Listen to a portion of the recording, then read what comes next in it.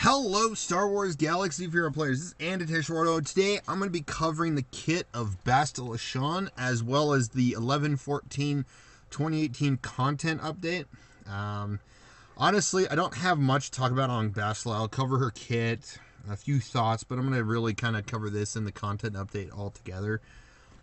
Just because I felt like I had more info to cover with Candace Ordo over Bastila. But let's go into it. First off, if you really notice, she is a dark side Sith. She is a Sith, Old Republic and support.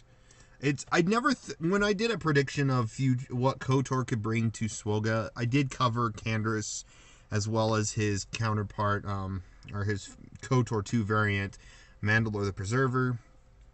I covered two different versions of Karth, Admiral Karth Onasi and regular Karth Onasi.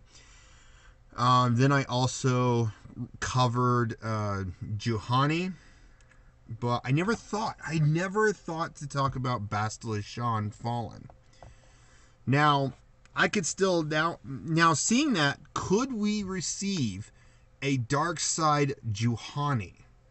That's something to think about, because she was kind of dark side when you first meet her, but then she turns from that, so she wouldn't be a Sith per se, but she would at least be dark side, whatever her class is, and Old Republic, and that's it.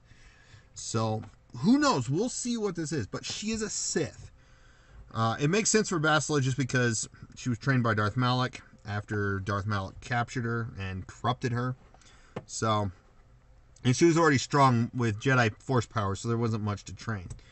Strong Sith support that inflicts a large number of debuffs, including shock, stun, and corrupt battle meditation. Basic assault, basic is called Sith Assault. If you look at Bastila Shan, hers basic is a Jedi Assault, so not much difference. Deal physical damage, target enemy, inflict ability block for 1 turn. This attack does 10% more damage and has 10% critical chance for each active Sith ally. That's pretty cool.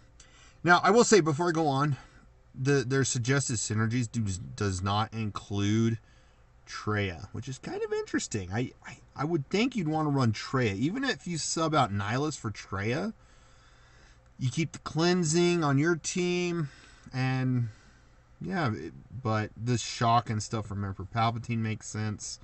So, it could go either way. And they have Dooku in here so we'll see if actually this becomes a meta-defining character like regular Bastila did, or Jedi Bastila. Wild Lightning deals special damage to target enemy and shock them for 3 turns. Shock them. So yeah, we're definitely spreading around more shock. So Palpatine does it on his basic. Dooku does it on his special. Sith Assassin does it on her special, so now we have another special that does shock. This tech does 10% more damage and has 10% critical. Oh no, sorry, I misread.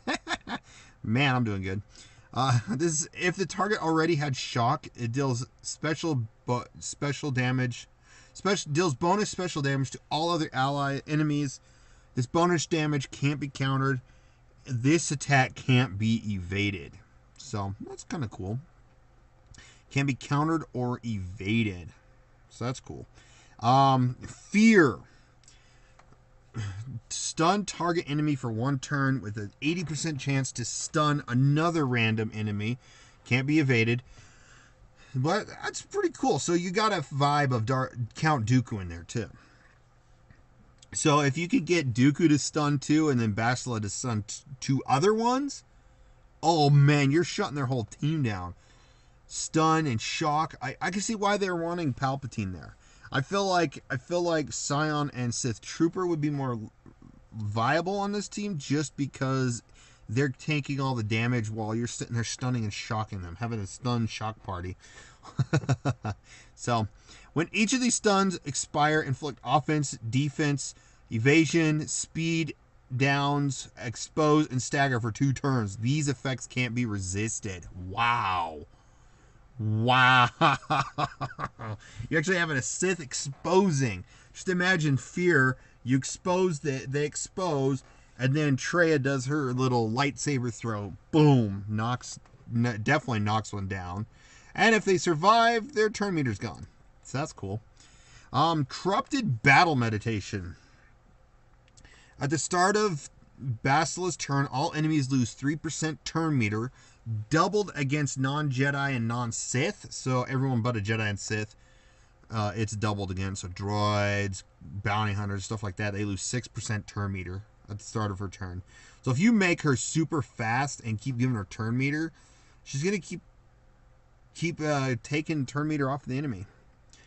And are inflicted with Corrupt Battle Meditation for 1 turn. Then she recovers 1% protection for each debuff on enemies. So she's going to be spreading around, making them lose turn meter on her turns, and spread around Corrupt Battle Meditation. And with Corrupt Battle Meditation, it's kind of the opposite of Battle Meditation, 30% crit chance, negative 30% crit chance, and negative 30% counter chance, doubled against non-Jedi and non-Sith. So, wow. That kind of shuts down, like, this negative... It shuts down quite a bit of, like, Rebel team under Commander Luke. Unless it's old Ben, and then he counters. But shutting down 30% of the 50% counter chance, that is huge with this negative status effect. And it's cool they keep making new status effects. I just hope they actually add a way to look all these status effects up inside the game. Okay, and then her Zeta is a Sith Apprentice. Bastila and the character in the leader slot have 50% plus 50% defense and tenacity and gain foresight for 1 turn at the start of battle. That's awesome. If Bastila's leader is Sith, whenever an enemy is inflicted with death marked or shock, there it is again from Candor Sordo's kit. Starting to play around with the death mark and shock. Well, it's death marked and taunt for him, but this one is shock. They both gain 5% offense, stacking up to 100% for the rest of the battle. This ability does not apply to characters in the ally slot. Probably other ally slots. So that's kind of cool. So, and this is something I will admit, I wish they had. I guess I am talking a little more with Bastila too, but I wish they had kind of done some linkage effect with ally and leader. And they're starting to play around with that. Because I thought of something with that with like Treya, force mind, or not Treya, Kreia kind of thing. When I was doing predictions for Kreia and Treya. But we got Treya, we'll see how Kreia goes. So, but that is that. So I'm going to quickly cover the content update. So yeah, it dropped, all this info dropped today. So yeah, here's the kits. Here's new content, and you'll find in today's update. So yeah, we got these 2 new characters. They do have events. There's not much to talk about here. We just got these packs and stuff for the characters, which I will be buying. And we got a ton of affixes. So we got unit fixed, where Darth Nihilus does not recover 20% of his max health when he inflicts a debuff at the start of his turn with Wound in the Force. Wow. With Emperor Palpatine leadership. Wow. That would be kind of nice if that did happen, but because I've noticed there's times when Palpatine, he just doesn't heal as much. But they fixed it, and then I did a battle after, and I realized he's starting to heal, so that's a lot better. Could be counterattacked. I have seen this, where Probe Droid self-destructs counterattacked. It's weird. Like, Probe Droid will self-destruct, go over, self-destruct a target, and they will counter it right there. Like, the character won't go across the screen that's countering, they just counter it. Or I think it was the probe went back and then it just died after it was countered. It was weird. It was a weird thing. So, but yeah, that's just all that. So let me know what you guys think in the comments below about Bastila Shan. Fallen Bastila Shan. FBS.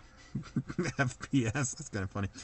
Or BSF, whatever you want to call it. Best super friend.